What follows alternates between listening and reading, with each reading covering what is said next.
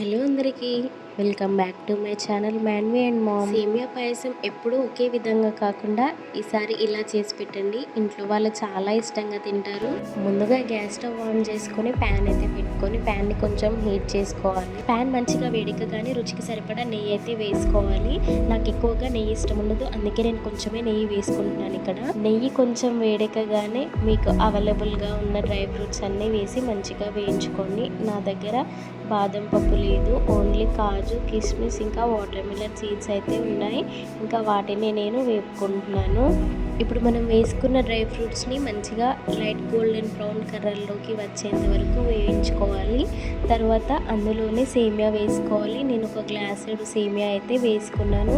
ఇప్పుడు ఈ సేమియాని కూడా మనం లైట్ గోల్డెన్ బ్రౌన్ కలర్లోకి వచ్చేంత వరకు మంచిగా వేయించుకోవాలి. సేమియా కొంచెం వేగగానే ఒక పావు కప్పు రవ్వను తీసుకొని మనం ఈ సేమియాలను వేసి వేయించుకోవాలి. ఇప్పుడు ఈ రెండు కూడా లైట్ గోల్డెన్ బ్రౌన్ కలర్లోకి వచ్చేంత వరకు మంచిగా వేయించుకోవాలి సన్నని మంట మీద. సేమియా వేగేలోపు మరొక గ్యాస్ పైన 1/2 లీటర్ పాలు తీసుకొని వేడి చేసుకోవాలి. సేమియాను ఈ కలర్లోకి వచ్చేంత వరకు వేయించుకుంటే సరిపోతుంది. ఇప్పుడు గ్యాస్ స్టవ్ ఆఫ్ చేసుకోండి. మరొక పొయ్యి మీద పెట్టుకున్న పాలు ఇలా ఒక పొంగు వచ్చేంత వరకు మరిగిస్తే సరిపోతుంది. ఇందాక మనం వేయించి పక్కన పెట్టుకున్న సేమియాను ఇప్పుడు కొంచెం కొంచెంగా మనం మరిగించుకున్న పాలలో వేసుకోవాలి.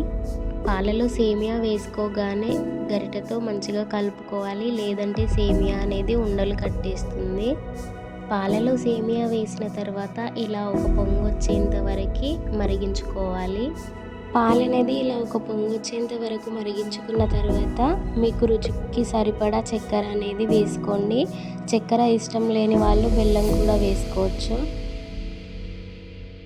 చక్కెర వేసాక చక్కెర అంతా కరిగేటట్టు గరిటెతో కలుపుతూ ఒక 2 నిమిషాల వరకు కలుపుతూ ఉడికించుకోండి. సేమియాను ఒక 2 నిమిషాలు ఉడికించిన తర్వాత యాలకుల పొడి వేసుకోండి. యాలకుల పొడి వేసుకోవడం వల్ల సేమియా టేస్ట్ అనేది చాలా బాగుంటుంది. సేమియాను చాలామంది ఎక్కువసేపు ఉడికిస్తారు. అలా ఎక్కువసేపు ఉడికించడం వల్ల చల్లరిపోయాక గట్టిపడిపోతుంది సేమియా పాయసం అనేది. అందుకే ఒక 3-4 నిమిషాలు ఉడికించుకుంటే సరిపోతుంది.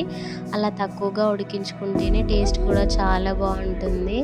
యాలకుల పొడి వేసుకున్నాక ఒక పొంగు వచ్చేంత వరకు సేమియా ఉడికించుకొని తర్వాత స్టవ్ ఆఫ్ చేసుకొని దింపేసుకుంటే ఎంతో టేస్టీ అయినా మన సేమియా పాయసం రెడీ అయిపోయినట్టే. ఇలా ఇంట్లో వాళ్ళకి పిల్లలకి చేసి పెట్టండి, ఏదైనా పండగలకి చేయండి, చాలా బాగుంటుంది టేస్ట్ అయితే. మీరు ఖచ్చితంగా ట్రై చేసి నాకు కామెంట్ సెక్షన్లో కామెంట్ చేయండి మీకు టేస్ట్ ఎలా కుదిరిందో. క్విక్ అండ్ ఈజీగా 10 నిమిషాల్లో ఇంట్లోనే రెడీ చేసుకునే ఈ సేమియా పాయసం రెసిపీ మీకు నచ్చినట్లయితే గనక మన ఛానల్ని సబ్స్క్రైబ్ చేసుకుని ఒక చిన్న లైక్ ఇచ్చేయండి.